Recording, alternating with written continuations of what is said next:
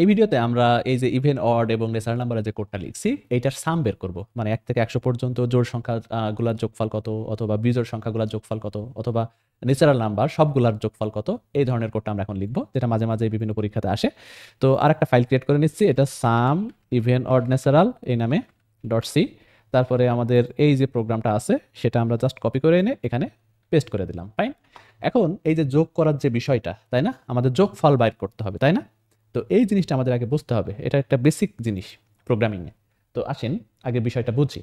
দেখেন, যোগ করতে গেলে জেনারেলি এটা ট্র্যাডিশন, সাম বলে একটা ভ্যারিয়েবল নেওয়া হয়, আপনি যেখানে যোগটা রাখতে চাচ্ছেন বা যোগফলটা রাখতে চাচ্ছেন। এখন ঘটনা হচ্ছে যে এই যে সামের ভ্যালু শুরুতে 0 অ্যাসাইন করা হয়, ঠিক আছে, মানে সামের শুরুতে 0 আছে। এর পরের স্টেপ হচ্ছে আপনি এই সামের সাথেই বারবার অ্যাড করবেন। যেমন আপনি যদি 3, তারপর 7, 10, 11 এই সংখ্যাগুলো যোগ করতে চান, তাহলে কিভাবে করবেন দেখেন, সাম ইকুয়াল টু সাম প্লাস 3। তাহলে এটা কি হবে, সামের আগের মান যেটা 0, 0-র সাথে এই যে প্রথম সংখ্যা 3 যোগ হয়ে সেটা কিন্তু সামেই অ্যাসাইন হচ্ছে। তো সামের মান 0 প্লাস 3 3, তার মানে সামের আপডেট মান কিন্তু 3। পরে এই কোডটা যদি আবার লিখেন তখন কিন্তু ঘটনা উল্টা হয়ে যাবে, সাম ইকুয়াল টু আবার সাম প্লাস পরের সংখ্যা, আগের সংখ্যা যেহেতু যোগ হয়ে গেছে 7।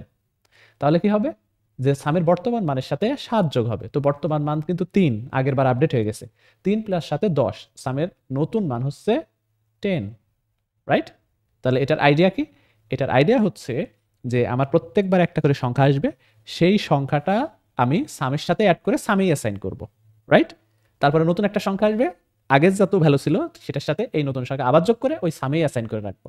তাহলে এভাবে করতেই থাকলে লাস্টে গিয়ে আমার সমস্ত সংখ্যা শেষ হয়ে যাবে, আর সমস্ত সংখ্যাই সামের সাথে, মানে 0-র সাথে, ইনিশিয়াল 0-র সাথে যোগ হয়ে হয়ে কি হবে, সামেই যোগফলটা থেকে যাবে, তাই না? তো আপনি দেখতেই পারছেন লাস্টে 10 হয়েছে, সেটা কিন্তু এই 3 একবার যোগ হওয়ার ফলে 0 প্লাস 3 3 হয়েছিল, পরে সেই 3-র সাথে পরেরটা যোগ হয়ে 3 প্লাস 7 10 হয়েছে, পরের বার 10 যোগ হবে, তো আগের 10 আর এই 10-তে 20, রাইট? তারপরে আবার এই 20-র সাথে এই 11 যোগ হবে, তো এটা 31 হবে। এটাই আইডিয়া। তো সাম শুরুতে 0 অ্যাসাইন করতে হবে। এখন অনেকে কোশ্চেন করে যে সাম শুরুতে 0 অ্যাসাইন করতে হয় কেন, সামের ভ্যালু 0 দিয়ে শুরু করছেন কেন? এটা যদি 0 না করেন তাহলে কি প্রবলেম হবে, আমরা একটু দেখি। দেখেন, সাম যদি আপনি 0 না করেন, প্রোগ্রামিংয়ে একটা জিনিস ঘটে, সেটা হচ্ছে আনইনিশিয়ালাইজড ভ্যারিয়েবল ডিফল্ট ভাবে গার্বেজ মান ধরে রাখে। তার মানে সামে কিন্তু আপনি কোনো মান না দিলে সেখানে র্যান্ডম কিন্তু মান থাকবে, উল্টাপাল্টা ভ্যালু। তো ধরেন যে 27 থাকলো, এটা র্যান্ডম, এটা কম্পাইলার জেনারেট করে দেয়, ঠিক আছে? তো যদি 27 থাকে তাহলে এই স্টেটমেন্ট অনুযায়ী কিন্তু ওই 27-এর সাথে এই 3 যোগ হবে, তাই না? তো 27-এর সাথে 3 যোগ হলে 30 হবে, তারপর সেই 30-র সাথে আবার 7 যোগ হইলে কত হবে, 37 হবে। তার মানে একটা উল্টাপাল্টা ভ্যালুর সাথে আপনার এই ডেটাগুলা যোগ হয়ে যাবে, রাইট? তো এটা একটা প্রবলেম। তো শুরুতে এই কারণে 0 অ্যাসাইন করে দেওয়া হয়, আর 0-র সাথে যোগ হওয়া মানে কিন্তু যাদেরকে যোগ করছেন জাস্ট তারাই যোগ হওয়া, 0 তো কোনো দাম নাই। তো এই কারণে সাম যখন আমরা করি তখন শুরুতেই সাম ভ্যারিয়েবল নামে ভ্যারিয়েবলে অলওয়েজ 0 সেট করে রাখি সাম করার আগে। আর যখন গুণফল বের করি তখন কি করতে হবে, যদি এই সংখ্যাগুলোর গুণ করতে চাই তাহলে এই যে মাল্টি এরকম একটা ভ্যারিয়েবল নেওয়া হয় বা প্রোডাক্ট গুণফল, সেটার ভ্যালু শুরুতে 1 দেওয়া হয়, ঠিক আছে, গুণ করার সময়। কারণ এই 1-এর সাথে যে সংখ্যাগুলো গুণ হবে সেটা এই 1-এর কোনো ইফেক্ট থাকবে না, যারা গুণ হবে জাস্ট তাদের ইফেক্টই থাকবে, রাইট? 3 গুণ হলে 3 একে 3, পরে 7 যদি গুণ হয় ওই 3 সাথে 21। তো এটাই আইডিয়া, যোগ করার সময় 0, গুণ করার সময় 1 আমরা সেট করে রাখি, নাহলে গার্বেজ মানের সাথে আসলে যোগ গুণ হয়ে যাবে। তো এই হচ্ছে আইডিয়া। এখন আমরা জাস্ট কোডটা লিখব। দেখেন, এখানে একটা সাম ভ্যারিয়েবল নেই যার মান শুরুতে 0।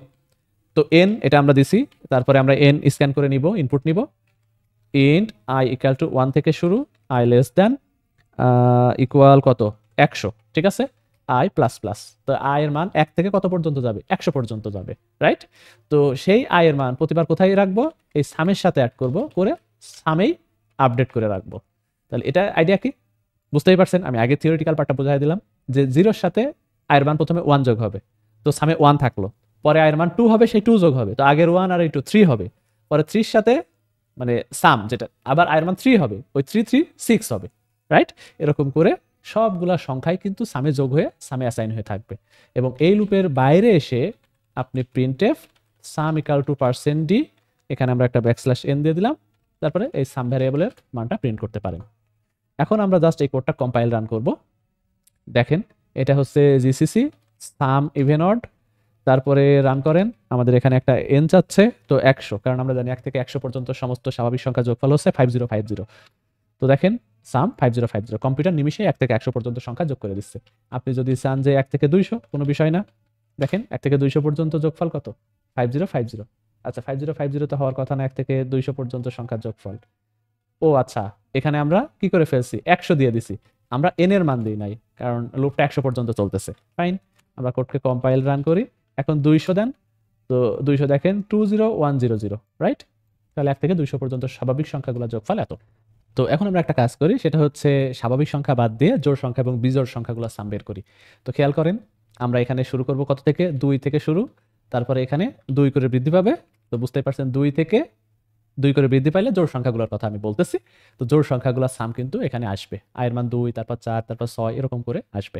আর এনে আমরা যা দেবো সেটাই কিন্তু ঘটবে। তো আমরা 100 দিয়ে বারবার ট্রাই করব, সমস্যা নাই। তো দেখেন 100, অর্থাৎ 2 থেকে 100 পর্যন্ত সমস্ত জোড় সংখ্যাগুলো যোগফল হচ্ছে 2550। আর বিজোড় সংখ্যা হইলে কত থেকে শুরু করতে হবে, আমাকে জাস্ট 1 থেকে শুরু করতে হবে। তাহলে আয়ের মান কত হবে, 1, 3, 5, 7, এবং সেগুলো সব সামে অ্যাড হবে বারবার, রাইট? তো এটা যদি আপনি কম্পাইল রান করেন এবং আমরা আবারও 100 দিচ্ছি, তো দেখেন এটা 2500। তো জোড় সংখ্যাগুলোর যোগফল হচ্ছে 2550, আর বিজোড় সংখ্যাগুলোর যোগফল হচ্ছে 2500, দুইটা মিলে কিন্তু 5050 হয়, তাই না? তো সেটাই কিন্তু হয়েছিল, 1 থেকে 100 পর্যন্ত সমস্ত স্বাভাবিক সংখ্যার যোগফল কিন্তু 5050। তো জোড় আর বিজোড় যোগ করে সেটাই আসতেছে।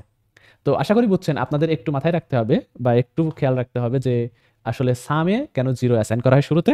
আর এই যে এই স্টেটমেন্টটা কিন্তু আপনি ম্যানুয়ালি খাতায় করে করে দেখবেন, এবং সেটা আমি বেসিকটা বলে দিছি, তো আপনারা ট্রেস করে দেখবেন যে সেটাই হচ্ছে।